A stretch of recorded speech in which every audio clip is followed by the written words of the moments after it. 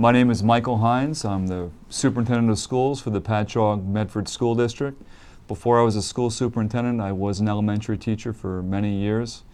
And now I want to talk about the importance of recess, the importance of holistic education, because this pendulum has swung so far in one direction, and I think it's our collective responsibility to swing it back.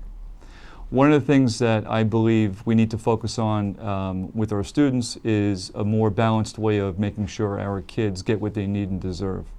There's an acronym that we live by here in Patchogue Medford, and that's called PEAS. P-E-A-S, and it's an acronym, and it stands for something quite simple, and actually you can also use it as a formula. P stands for physical growth, E stands for emotional growth, A stands for academic growth, and S stands for social growth. If you have those four components working together in a synergistic way, you should maximize a child's potential and hopefully educe the talents and draw out those talents that they have. So we think about our students who are in our schools. They're in our care for 13 years, and if you actually extrapolate that a little bit, we're talking about 14,000 hours. And over the past 20 years, they have been bombarded because of not only first No Child Left Behind, but we're moving into new legislation now, where they are bombarded with standardized tests. And my concern is the fact that we are testing our kids to death at the expense of something that's really important, and that is social and emotional growth. And I'll give a very quick example of that. When we think about the things that are important when kids finally leave the school system, of course it's their ability to adapt, to be creative, and to work well with others. When we think about that in a much larger context, it's about a child's ability to really regulate what they have inside of them. And some of the things that we've done here to make sure PEAS, P-E-A-S, is moving forward is to really dictate and state in a very clear fashion that academic growth isn't the most important thing that we should be focusing on with our children. The social growth, the emotional, and the physical growth is very important, which is why recess is very important with what we're doing.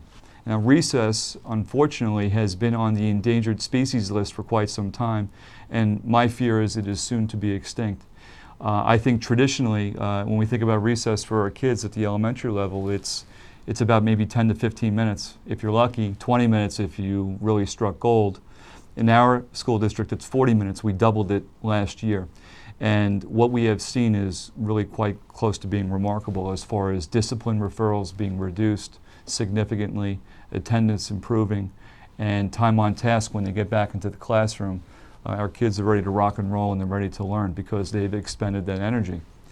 And so when I think about a holistic education and what we can do to make sure that we are moving in that direction, we have to come to an understanding that the end-all and be-all is just not about standardized tests. I think I mentioned before that on average, a child is afflicted with 112 standardized tests in their 13-year career. That's just standardized tests, whether it's mandated by the state or by the feds, but then you think about all the other assessments. We have to bring this pendulum back to, this educational pendulum, back to some sort of balance.